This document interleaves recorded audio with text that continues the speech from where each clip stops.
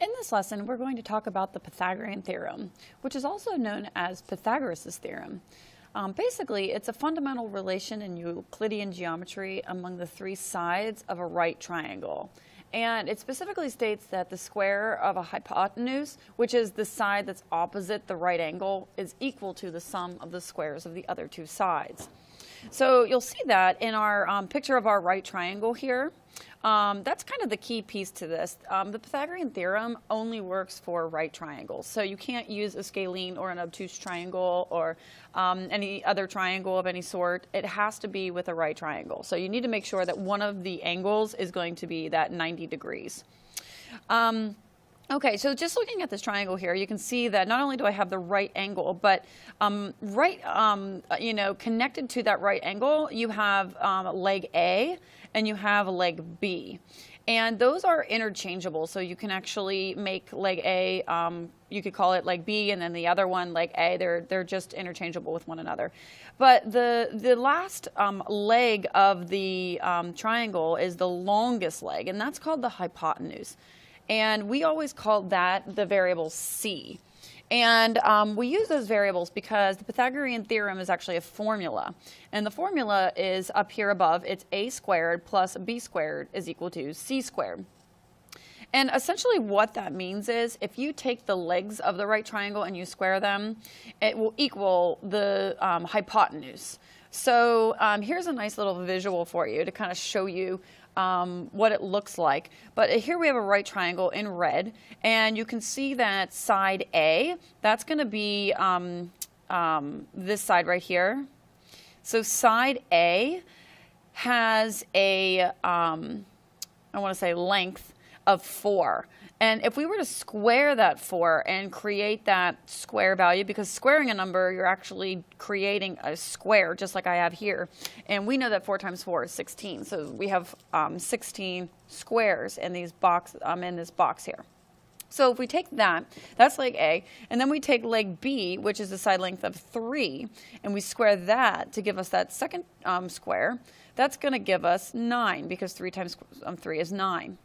So if I take A and B and their squares, and I add up all those squares in both of those broken down squares, it's going to equal 25, which happens to be what C is.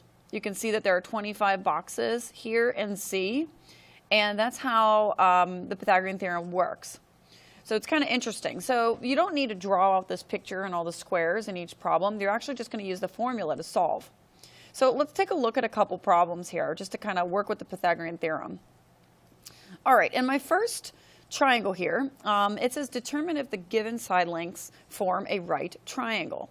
So what we want to figure out is it actually a right triangle? Let's go see if it works with the Pythagorean theorem. So I'm going to use my Pythagorean theorem, which is a squared plus b squared is equal to c squared. So I'm going to go ahead and plug those numbers in. So you can see that the variable that I'm looking for in this case is c. So c squared is going to stay as c squared. And then I have the other two numbers I'm going to replace. And just like I said earlier, they're interchangeable, a and b. So it doesn't matter what you call a, it doesn't matter what you call b. So I'm going to go ahead and just call this side length a and this side length b. And so that will give me 5 squared plus 12 squared is going to equal c squared. So to solve this out, I'm just going to go ahead and take the squares of those numbers. So 5 squared is going to give me 25. 12 squared is going to give me 144. And that's going to be equal to c squared. All right. So if I go ahead and finish and just add that up, I'm going to get 169 equals c squared. Now, this is kind of a very interesting place that we're in right now because I have 169 equals c squared. And in order to get c by itself, I have to get rid of that square on the c. In order to do that, I have to take the square root of c squared. And if I take the square root of one side, I have to take the square root of the other side. So what happens there is the root and the 2, they cancel each other out and leave us with c. And then I can take the square root of 169, which is 13. So that side length is going to be 13. And then we've solved for the side. And that's the goal in the Pythagorean theorem, is you're given two sides and solve for the third. If you're only given one side, you can't figure out if it's a Pythagorean theorem or a right triangle, and you can't figure out what that missing length is, because you need at least two to figure it out. Let's try another one. All right, I always like to start by saying my formula. So a squared plus b squared is equal to c squared. Perfect. All right, now you can see that I'm looking for a. So I'm just going to leave a squared just the way that it is. And then I'm going to look and see, okay, well, what's my b squared? That's going to be the leg of my triangle, the other leg. So I'm going to say plus 13 squared. And then my hypotenuse, which is my c, that's the long end, is going to be 15. So I'm going to say 15 squared. All right, now it's very similar. We're just going to solve it very similarly to the first one. But this time I'm going to have a squared as the variable as my unknown.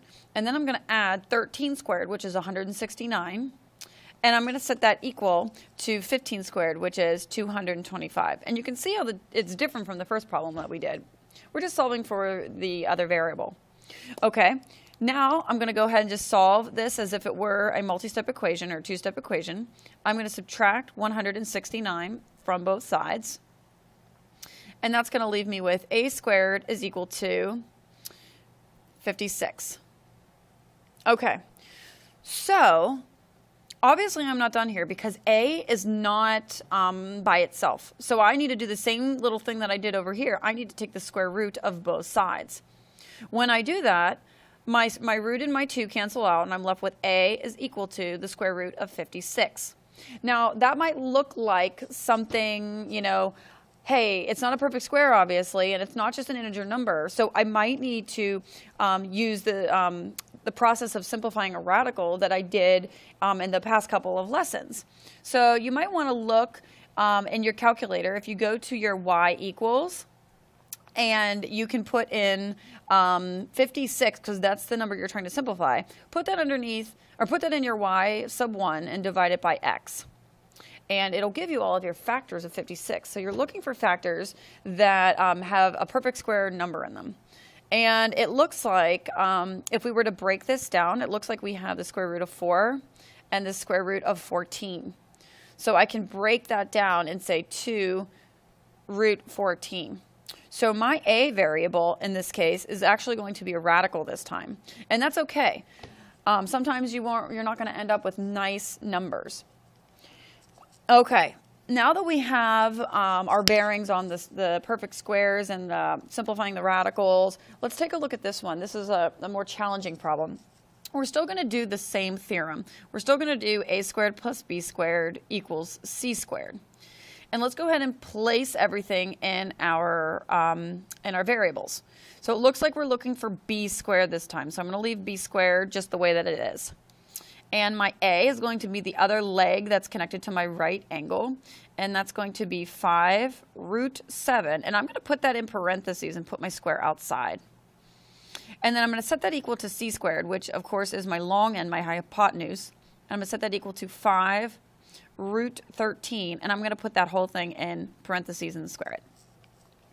Okay, so now this is kind of an interesting problem because we have to apply those laws of exponents into our radicals. So if you remember, we have the power to power rule, and we want to raise not only the 5 but the root 7 to the second power. So here it would be 5 squared. That would give me 25. And this is actually very interesting because I have, if I kind of branch it off to the side here, and if I just broke it down like this, I would have the square root of 7 squared. We know that a square cancels out a radical, and that's actually exactly what it's going to do in this case as we do the power rule. So as this 2 eliminates with this root, I'm going to be left with a 7.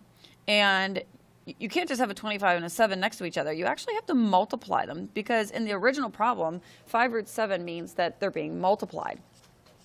So there we have just that first chunk. And if we simplify that down, 25 times 7, that's going to give me 175. So I'm going to continue the problem. I'm just going to bring my b squared down, so plus b squared. And let's go and do the same process with the second radical that we have. First, we have 5 squared, which is going to be 25. And then we have our square and our root, which are going to cancel out. and I'm going to multiply it by 13. So 25 times 13 is going to leave me with that 325.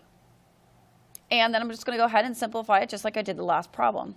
I'm going to go ahead and subtract 175. And that's going to give me b squared is equal to 150. I'm going to go ahead and get rid of my square by squaring both sides. And that's going to leave me with b equals root 150. So obviously 150 is, we can simplify that. So let's go ahead into our calculator and see what our factors are. Again, you're looking for factors that are perfect square numbers. And this is a really nice number because obviously 25 is going to go into 150. So it looks like we're going to break this into 6 and 25. 6 can't be broken down any further, so I'm going to rewrite it as root 6. And we know that the square root of 25 is going to be 5. So it looks like b is going to equal 5 root 6. So side length b, that leg, is going to be 5 root 6. Okay, and that is the lesson on the Pythagorean theorem.